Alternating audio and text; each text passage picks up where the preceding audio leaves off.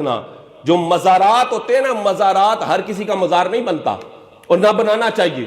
مزار اس کا بنتا ہے جو صاحب فضیلت ہو، جو صاحب مرتبہ ہو. یہاں تو گلی گلی کے اندر اب مزار بن رہے ہیں جناب، گلی گلی کے اندر مزار بن رہے ہیں. جس کو دیکھو جناب اس کا مزار بنا دیا.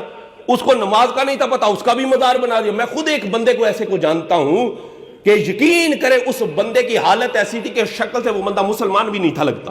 اس نے اپنے ماتھے پر ہندوؤں کی طرح ٹکا لگایا ہوتا تھا، بڑے بڑے اس نے بال رکھے ہوئے تھے، کبھی نہایا نہیں تھا، نماز کا اس کو پتا نہیں تھا، بوٹی چرس شراب اس طرح کے کاموں کے اندر وہ خود ملوث تھا.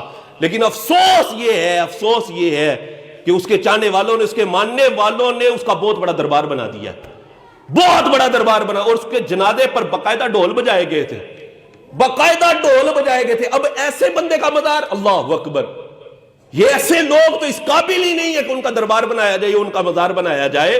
اور مزار اس کا بنتا ہے جو صاحب فضیلت ہو، جو صاحب مرتبہ ہو. یہاں بابے ہری نامی نہ ہے ہی نہیں، بڑے بڑے بال اور بڑے بڑی لٹا رکھ لی. کہتا ہے بابے ہری بڑے پہنچے سن، بابے ہری بڑے پہنچے سن. میں نائی تک تھے، پہنچے نہیں تھے، کرمالے کتنے پہنچ گئے سن. یہ کہاں پہنچ گئے تھے؟ نہ ہے کوئی جناب، ملنگنیاں رکھی ہوئی ہیں، وہ ان کو دبا رہی ہیں، رات ان کے پاس گزار رہی ہیں. استغفر اللہ.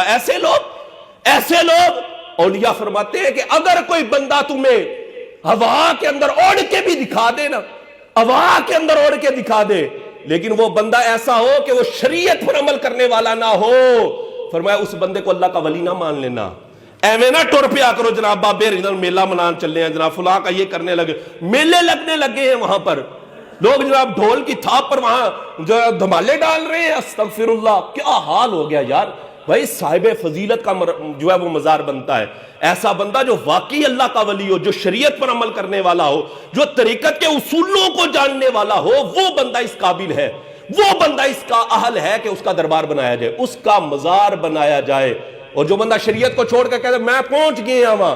خواجہ جنید بغدادی رحمت اللہ تعالی علیہ، آپ کی بارگاہ میں ایک بندے نے عرض کیا جی فلاں بندہ ہے، وہ کہتا ہے مجھے شریعت کی ضرورت ہی کوئی نہیں ہے. آج کل بھی لوگ کہتا ہے میں نماز مکے پڑھنا ہوا، مدینے بھی پڑھی دیئے جی، میں تے روٹی بھی ہوتے ڈپیا کرنا جا کے. تیری اگر مکے میں نماز ہو رہی ہے، مدینے میں، تو یہاں کیا کر رہا ہے؟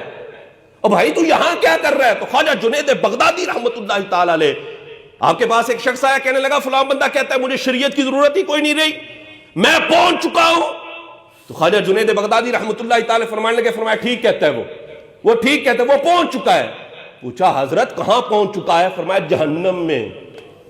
اور جہنم میں پہنچ گیا ہے وہ. جو شریعت کو چھوڑ دے وہ بندہ اس قابل ہے، وہ بندہ اس کا حال ہی نہیں ہے نا. اور اس کے قریب جانے والے لوگوں کو بھی ہوش کے ناخن لینے چاہیے. ہاں ہمارے لوگ بھی ایسے جناب پتہ نہیں چلوئی ہو گئے ہیں، عقیدت ہی اندھی ہو گئی ہے. دیکھتے ہی کہتا بابے ریا گاڑاں کٹ دینے در بیڑا پار ہو جاتا ہے. میں نے کہا واہ واہ کیسی گندی عقیدت ہے بھائی، کیسی گندی عقیدت. گالی دینا تو فسق ہے، گالی دینا تو گناہ کا کام ہے. حدیث پڑھ کر دیکھو تمہیں پتہ چلے. اور تم کہہ رہے ہو کہ بابے ری گاڑاں دینے کرتے بیڑا پار ہو جاتا ہے. میں نہ وہ بیڑا غرق کر رہا ہے اپنا بھی اور تمہارا بھی.